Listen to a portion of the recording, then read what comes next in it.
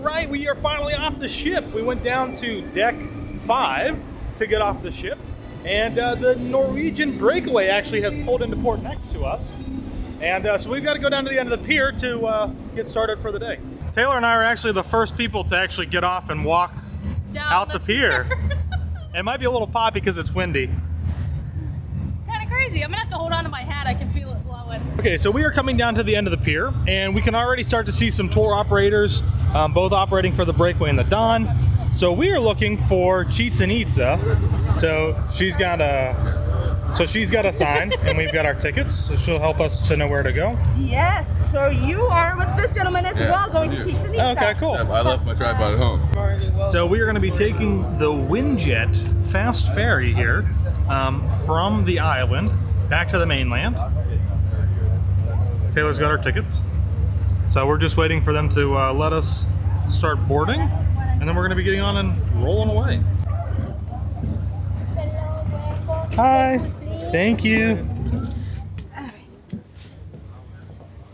So we are on the boat. Hasn't left yet, but we're waiting. Should be about like 45 minutes. Hopefully it's not super choppy. We'll have to wait and see. But now we wait. We get to watch a little video.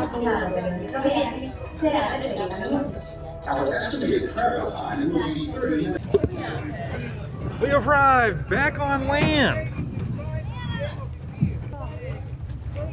I got sick. You think? I did not feel good. Tips for taking the ferry. Probably sit in the back. Take Dramamine. And take Dramamine. Alright, so it might be a little bit poppy, but we are making our way down the pier. And there are several different tours that came with us on this boat, so we're not really sure who we're looking for, but hopefully we'll get some direction once we get up here. After our 10-minute walk, we will get to the pier. We've made it down here, and we've got some folks holding some signs. All right, so I think we should be down here. Hi. Hi, welcome. Thank you. So we've gotten it all figured out. Our tour guide, who is right here, is Roger, who's going to be helping us today. We've got these little stickers that say his name on them. And we're just waiting here for the rest of the group to show up, and then we're going to make our way down to where the buses are at, which, from what they were telling us on the boat, from the videos that we were watching, it's about a 10-minute walk. So today is a little bit intensive for walking to at least start. And just be aware of that already. If you're planning to do the same excursion, you need Dramamine. You should sit at the back of the boat and be prepared to walk. So it looks like we're going to be taking some vans today instead of taking the big buses that we've seen before.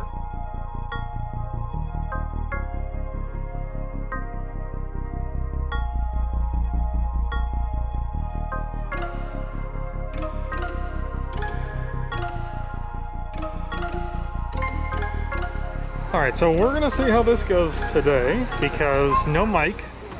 We were told we're not allowed to bring that, but we got the camera and some lenses, and we'll see how it goes.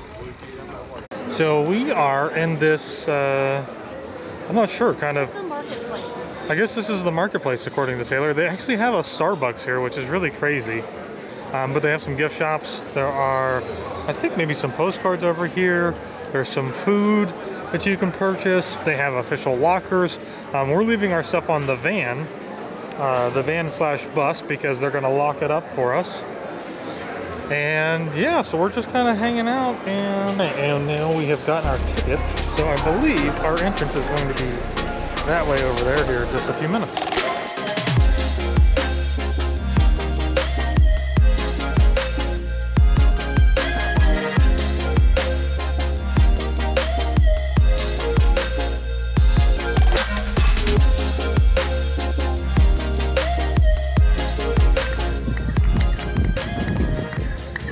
Alright, so there is a lot of wind, so it might be a little poppy. I apologize, we might have to voice over later, but we're finally getting to go and look at it. And we got about 5 minutes to take the first photo, but look at this place. It's absolutely amazing, it's stunning. Now this is not what it looked like. This actually used to be really kind of devastated by weathering and vegetation growing all over it. And you can look up some old photos, but this has actually been restored to its current condition to make it look a lot better. Like the top up there at the very top is actually not what it used to be like. It was destroyed, and so they had to rebuild the whole thing. So we are right up in front of what they call the castle. And look how busy it is. There are just so many people here. It's crazy. And this isn't even as busy as it gets, which is even more crazy. All right, so let's talk a little bit about Chichen Itza, because we didn't really get a chance to really talk about it with you guys as far as being there in the moment. It was super windy. We had literally no time at all to talk about this excursion. So a couple of things. Let's keep these things in mind for this excursion. This excursion round trip is about 8 hours. So it is an all-day thing.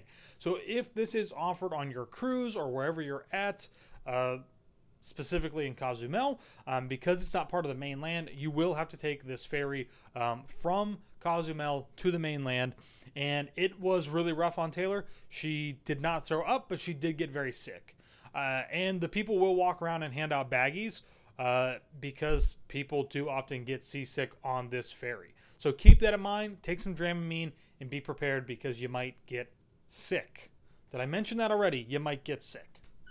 Now, the second thing is, once you get from there, you then have to take another form of transportation, usually a van or a bus, from Playa del Carmen, I think is what it is, from there to where Chichen Itza is at. And that was about 2.5 hours.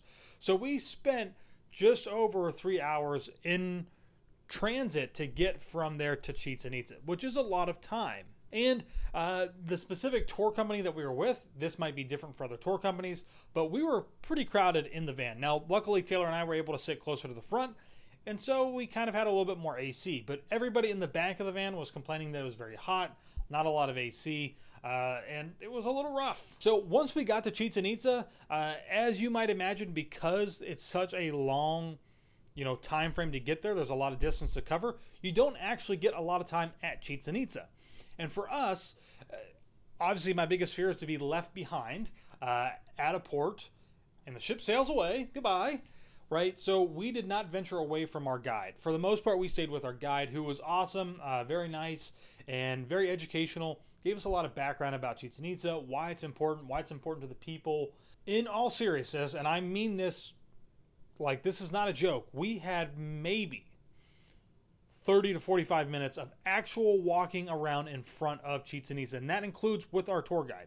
So there was no free time, right? So in that one clip where I said we're going to go walk out and get a couple of photos, they literally gave us about 2 minutes to run out, grab some photos, and come back to our guide. But we're finally getting to go and look at it, and we got about 5 minutes to take the first photo, but look at this place. So from there, we went from kind of in front of the main temple. We went over and saw where they kind of played the ball game with the hoops on the sides of the wall.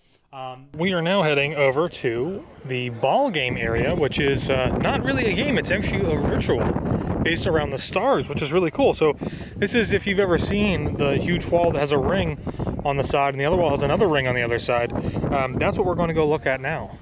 The ritualistic elements to that, they were explained. It really has to do with astronomy and the stars and all this stuff. It's super, super cool. Really a great experience. And if you can spend more than 30 to 45 minutes there, I think that you'll really enjoy this. However, we only had 30 to 45 minutes there. And if you're wondering right now, like, what on earth? Yeah, this is an 8-hour tour for you to get about 45 minutes, if you're lucky, of actually getting to spend doing what you're supposed to do.